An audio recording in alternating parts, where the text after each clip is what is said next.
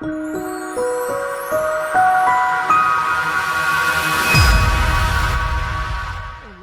some hot topics this week. So you know it's prom season, right? Definitely prom season. It's prom season.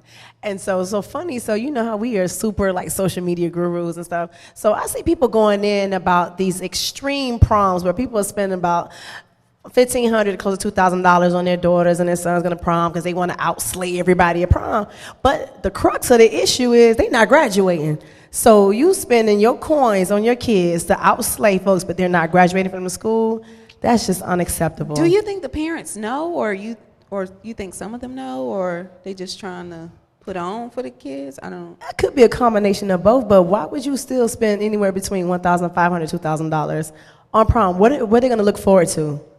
What are they going to look forward to? Like some of these girls look like it's going to be much more extravagant. Some people don't have weddings. Some people don't have weddings. Maybe, to me, that's like giving.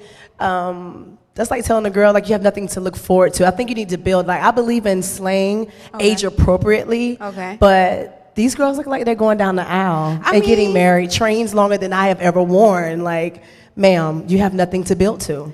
To a certain extent, I do agree with you. Mm-hmm. And to a certain extent, I do believe that it's prom. Especially if it's your senior prom, you've been in school for 13 years. Because we all know pre-K. Mm-hmm. That's 13 whole years you've been in school. Mm-hmm. And if you have done good, I believe that you should be able to, enjoy yourself. I'm all for that, but I'm talking about extreme prom, but you're not graduating. Like, hello, some of that money can help you go towards a college. See, that I don't agree. Mind is on after prom. Okay. Getting ready to go to school. Okay. Then they're going to want to throw a trunk party, but you could have missed all that if you wouldn't have spent all that money on prom and your baby not even walk across that stage. That's the problem that I have. It's like, I'm all for the slay. I'm all for the slay, but you need to be slayed and you need to make sure that you got your academics first. So, well, that's true. That's true. So shots fired to all those parents that's spending all this money for slayage and your kids not graduating. That's unacceptable. But if the parents have it, then they have it. But then I seen somebody so petty was like, but your rent $30, so yeah, you could spend $1,500 on prom. But shots fired. Social media, y'all have no chill. None at all. Chill. None at all. And since you did bring up everyone's trying to outslay everyone, I happened to see a young lady today. Her car was a hearse, and she was in a casket. And they came around the back of the hearse, and they slid the casket out and leaned it down on the ground, and she just got up like she just came from the dead. But what was the purpose of that? Who wants to go to prom in a hearse, in a casket? What are you saying right now? She said DOA dead on arrival. What are she you was saying trying to kill him on arrival. That was prom? Yeah, but it wasn't even all that. I'm not going to lie. Wow. It wasn't. Well, maybe her uncle, shout out to all the funeral directors, because, I had a little boo friend, he's funeral director. I ain't going to drop no names, but maybe she had an uncle or daddy as a funeral home director, and it's like, what? We can't get you that Rolls Royce, but we can get you in this good old Cadillac hearse. Honey, I would have did without that. I would have did without that. Let me see. Another thing, because, like I said, it's prom season, and all about just being intentional. So I was watching Greenleaf. Shout out to Greenleaf, and you said WeTV, the own network, and there was a scene in there when there was a teenage love couple, and they was getting into it, and I was like, it brought me to the point of teenage intimate violence, intimate partner abuse. And so think about how many young sisters, how many teenage girls don't even realize they're in abusive and toxic relationships, and then they're learning young what behaviors was tolerable. And I was like, you know what? That's something we need to talk about, because we need to make sure that we see warning signs when we see our kids' patterns are changing, to kind of put our ears to the ground and see what's going on in their relationships, because I see there's going to be building on that episode, and it's going to get real ugly. So shout out to the parents. If you got kids, the teenagers that are dating and they're in that puppy love phase, you want to watch and see what's going on with their behavior, because toxic relationships start young and they start early. What is teenage intimacy? If you want intimate partner abuse, it's like, it's another intimate, some of these kids having full-grown adult activities. And that is not something I agree with. That's why I wanted you to elaborate. Well, when I say, well, okay, I know 30-year-old virgins or 40-year-old virgins, so everybody's not doing it. And I even know a lot of teenage groups, that's like one of their hashtags, everyone is not doing it. But, teenagers, they're very curious at that time. They're kissing.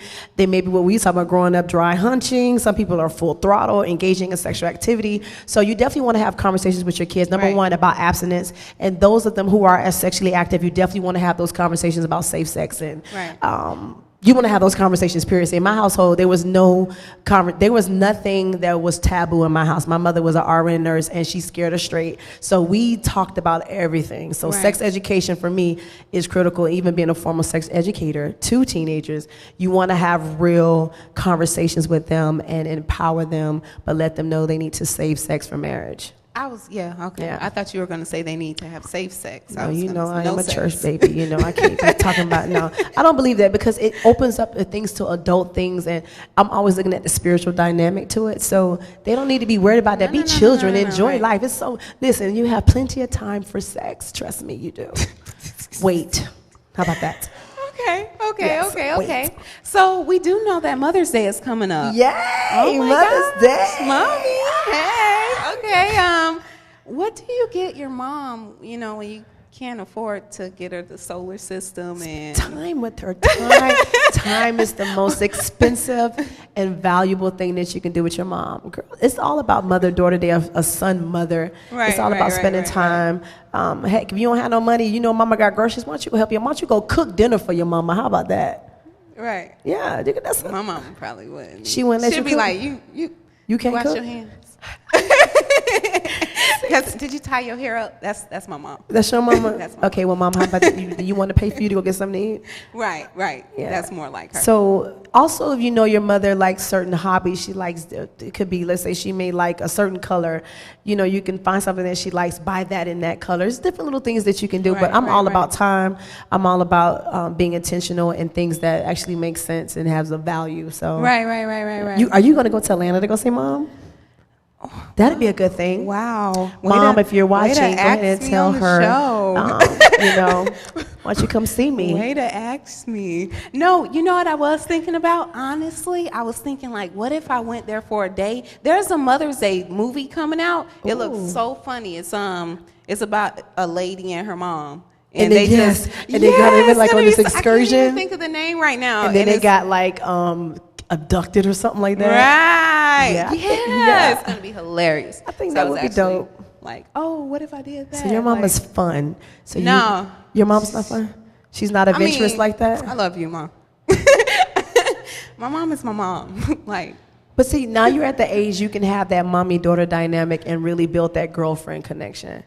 Because you're a young adult. That's when it's fun. You know what? That's when it's fun. Now that I don't live with her anymore, it is definitely, our relationship has changed. Okay. And it used to be, it just used to be different. That's my mom. That's my you know what I'm saying? Yeah. But now it's just we can talk. She can tell me her problems. I can listen. I could be like, oh, what you gonna do about it? Right. I'm not gonna tell her too much advice, but unless I feel like I have to. Yeah. But now it's different. It's better. Girlfriends. Right. I think it's once you get to that level, and girls are probably always like, oh my gosh, my mom get on my nerves, but that's always going to kind of happen a little bit. Yeah, a little bit. But it gets better once you get older. Yes. I enjoy mommy-daughter time. Yeah. My mom's my boo.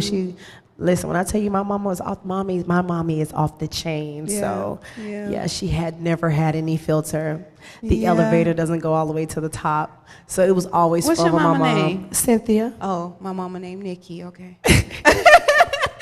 Mama Cindy. My mother was the community mom. Let me say, my mom was that mom that people, when they don't want to, we talking about speaking of conversations of sex, when they would going through different things, Mama Cindy house. My mother was the community mom.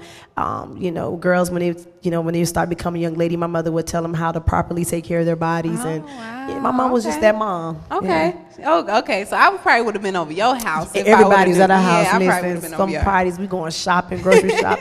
Yeah, my mama was that mom. Okay. Now, what about Real Housewives? Girl, they so messy. Listen, you know what? I don't like to see grown women be catty. I don't Grown men? Grown me either. I don't like to see when they call them mentions. I don't like. I don't but like you know to see what? grown Men women are caddy. actually, they can be a little bit more They can than be women. more, and more emotional. They are definitely more emotional. Men, y'all. At least they don't know how to handle their emotions as well. We are emotional. Yeah, so we but know we that. can handle them. I think we can handle them better. You know, because we just go through them all the time. It's funny this season. Actually, I hadn't really watched Real Housewives of Atlanta anymore because, like I said, me personally, I'm all about development and sisterhood, and they so catty. So that whole rumor mill, you know, like what do you do when your girlfriend lying on you? I think that was real. That was real foul of Phaedra and how she came for Candy and Portia, and now she's actually kicked off the show because she run here telling people that they want to have sex with her in the sex dungeon and drug her. Forget about the sex dungeon. Yeah, drugging her crazy. part was the disgrace. Yeah. How do you just lie blatantly and say that Davika is gonna drug Shawty over there? How do you say that? That's crazy. How can I say that out of my mouth and not expect for that to blow up all type of ways? I don't know. Just what they say, hidden haters. You didn't know, and that was just so catty. That was so catty and messy of Phaedra. So that wasn't Southern bellish at all. And you a lawyer, like you know better than that. Like really, that's why you know what? That's why the consequences of her rumor mill got her kicked off the Real Housewives of Atlanta. So as women, we got to do better. And that catty stuff, I ain't on that. I ain't got time for it. I'd have been hot like that. I would see why Candy wanted to mop her on that doggone stage. Definitely. Yeah. Like that though. Like that. A lie Rape. like that. Rape. That's crazy, and she had no care in the world. None. I'm sorry. She was not remorseful. Sorry? You shouldn't have She was like, okay. Poor Portia. She just so in the wind. Yeah. So, well, it's been a long week. It's been a long week. It's been busy. Long week. But it's almost over. I want to encourage you guys to keep up with your children and their grades. And, please do. Don't spend your rent money on prom. Know what they're doing first before you go to that extreme. I want to encourage you guys to, do something special for your mom. Even if you make her a little paper card. I used to do that all the time. And write poetry. I thought those meant the best. Right. Yeah, write some poetry. And find a poem and write it. I used to do that all the time. So do something like that. I promise you, if that will go so much farther than actually doing something else, because it's the thought and the time it takes to make something. You'll win. And make your mama some breakfast. Not breakfast, Davika. That doesn't last forever. Okay. You can make breakfast too if you want. All right. So you ready to get in the show? I think so. It's gonna be a hot one tonight. I think so. We have a lot of guests here, so we're gonna get it started. I'm feeling this live studio audience though. So we're gonna take a short break, and when we come back, we'll come back with so much more. You won't want to miss it.